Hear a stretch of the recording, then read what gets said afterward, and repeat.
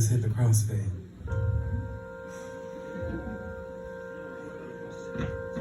XY. Turn the other way.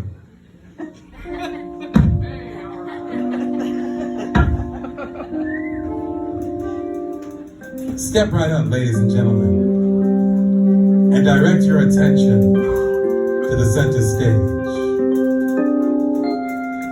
Prepare for a daredevil act like you've never seen. Such life-defying feats that you'll want to scream. See, anybody can tightrope walk without using a net, but we do it without the rope, and don't even break a sweat. Give that fire breather a rest, and be blown by the fire instead. The trick is to ride inside the heat, and not to lose your head. So watch me closely, don't dare to blink. The sights you're about to see will drive you to the brink of utter disbelief, of sheer insanity as hoops of fire jump through me. Now maybe you'll finally understand when you watch this lion tame a tiger-eating band. I bow to the ringmaster, tip my hat to the crowd. Now watch me closely as I live out loud. Welcome to The Floor Is Yours. Wake the Dead!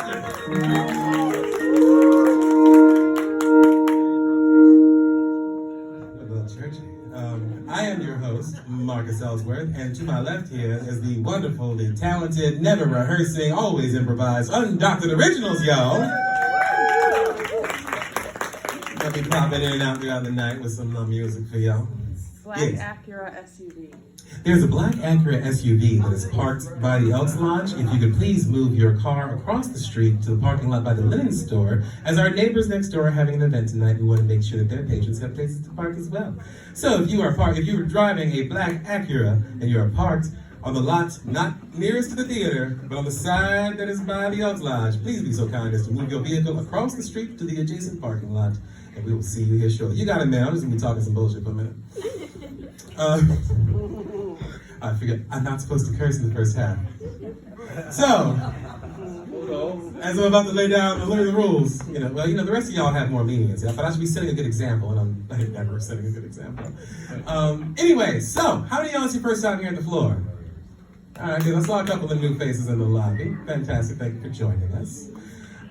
So how things work here, this is an open mic variety show. And this is an uncensored, unvetted open mic variety show. So what that means is that you're gonna see a variety of skill levels, of art forms, of opinions, perspectives, experiences, all out here on the stage. And we welcome all of them. Our one, nah, don't do it, is anything that is attacking another group of people. We ain't here for verbal or artistic violence. If that happens on the stage, well, we can get up some of that old, anyway, I will address it aggressively. Each of the performers has about 8 minutes, and I say about because some will just go on for like 2 or 3 minutes, little quick, short, hit and quit pieces. Some people might go on slightly over, but you know what? We allow room for that, a little room for stretching. We're okay with that.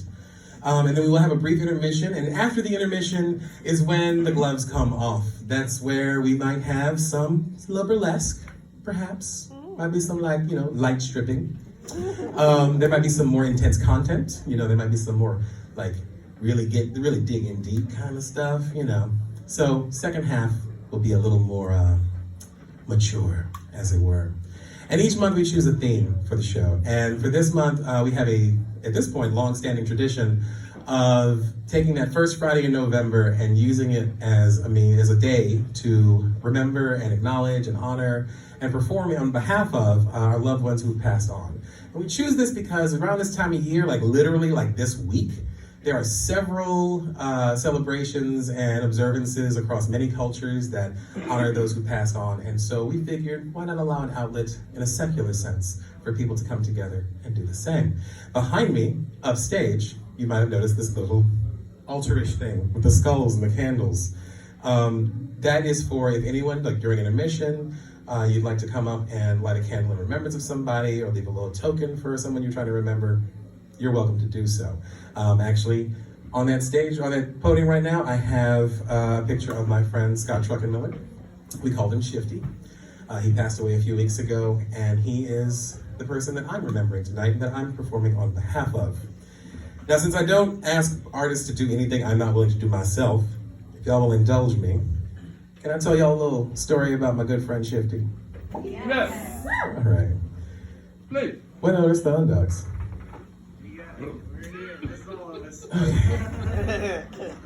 Y'all. Well, if y'all want to, give me a little atmosphere for this. I want to tell y'all, because me and Shifty had a lot of stories. We always went on adventures together. We got into a lot of trouble together. Met a lot of new people together.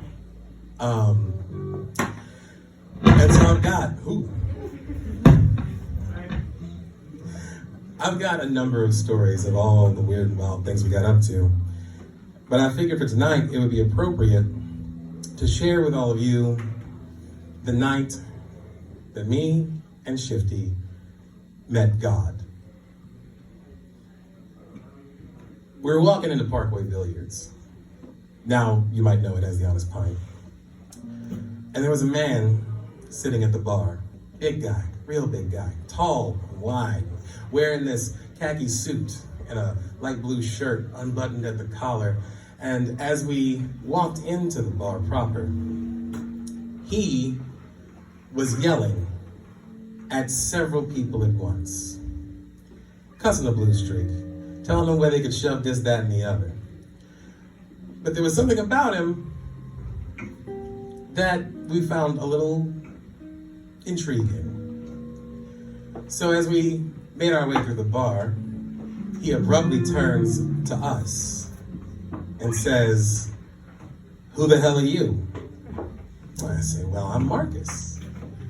And Shifty says, "Well, I'm Scott. Nice to meet you. Now, who the hell are you?" And he leans back on that bar stool, he smiles real big, puts out his hands and says, "I'm God." We said, "Okay, God, what brings you to these parts?" And he tells us, "Well, I just wanted to come out here and, be among the people, come and talk to the people, come and be, just here with everyone." But none of them want to talk. That guy over there, all I said was, "I thought he had pretty hair." And he frowned at me and he walked away, and you can't even compliment anybody. And that young woman, she came over here, she was walking past me, and all I said was, you look like you're having a very enjoyable evening," because she was smiling, and then she kept smiling and didn't even look me in the eye. These people, and here I am, God. And they won't even acknowledge me. But you two decided to come and talk. So, have a seat. And we sat at the bar with God for a good few hours. And in that time, the conversation turned to an unexpected subject. He asked us, do you know that you are also a creator?" And we kind of smiled and we're like, "What do you mean?" He's like, "Everyone is made in God's image, right? Everybody thinks that. We're all made in God's image. So if we're all made in God's image, what is God?" Me and Shifty looked at each other and we're like, "The creator." It's like, "Good. So if God is the creator and he made us in his image, then you too are a God." And he asked me, he goes, "You, Marcus, how do you create?" And I said, "I write poems and short stories, that's how I create." And he goes, "And you, therefore, are the God of every word on the page, every character you make, every feeling that you convey. You are the God of that. You are a God." And he looks at Shifty and says, "Scott, how do you create?" And Scott says, "Well, I'm an engineer. I, work with machines and a broadcast station. I make sure TV signals are going out, people can watch their shows." He goes, "And you are the God of those television shows." Which is, fine, I guess. And we laughed at first, but then I saw this look of contemplation come over Shifty. And then he smiled real big. And he looked at me and he says, I guess we're all gods then. And God leaned back in his stool again, put out his hands in a godly manner and said, but of course, because why else would I be in your presence? Now help me off this stool, I'm too drunk to stand. And we said, well, where the hell you need to go? He's like, I need to go home, but I can't drive. Would one of you take my keys and get me home? So we laughed, and he hands him the Shifty first. Now here's the thing about Shifty. I should probably explain at this point why he had the nickname Shifty. Scott had a condition that is called ocular albinism, which means that he is one, legally blind, and two, his eyes involuntarily spasmed rapidly left to right, making driving, while not impossible, really difficult at night. So Shifty says, well, we're gonna find out how much of a god you are, and I took the keys from Shifty. And I said, sure, we'll get you home. He's like, I'll even call you a cab and get you back to the bar so you can get to your car and get to your home. But I don't want to leave my car here. I was like, well, of course not, God. You wouldn't want to have God's car just sitting in like a parking lot downtown unattended all night. That's just, Lord knows what heathens might do to it. So we go outside, and I hit the key fob to see what he's driving. And it is a brand new champagne-colored BMW with matching leather interior. At this point, I started to question if he's just a drunk guy calling himself God or if he actually is God. Because my prayer got answered. And we drive him home, and here was the weirdest thing. He took us all through Chattanooga, this weird winding way, until we got to this gated community. And he hit the little button on his visor, and the gates open, and we pull in. And as we're pulling in, a cab pulls up, ready to get us back downtown. At no point did we see him call a cab. As we get out of his car and see him to his door, he wishes us a good night and tells us, never forget what I told you. Not just that the two of you are gods, but that everyone you meet, everyone you will never meet, is a god. But that comes with responsibility. If you're gonna be a god, be a good one. And we went inside. We got in the cab and proceeded to try to convey to the cab driver that he was also a god. He didn't seem to believe us. And a few days later, Shifty and I tried to go find that man's house. At least the gated neighborhood where he lived, right? And we couldn't. I mean, we drove all over, took every side street and back road in the area where we thought we had dropped him off. And we think, well, maybe we'll run into him again, because we were out at Parkway like 3 or 4 nights a week.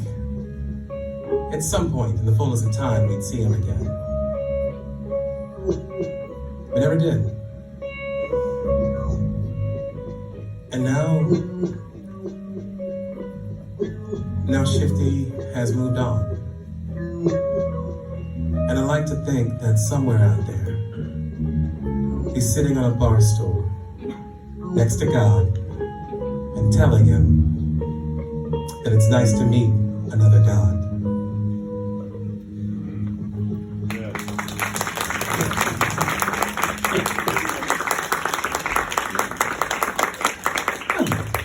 Thank you for indulging me, y'all.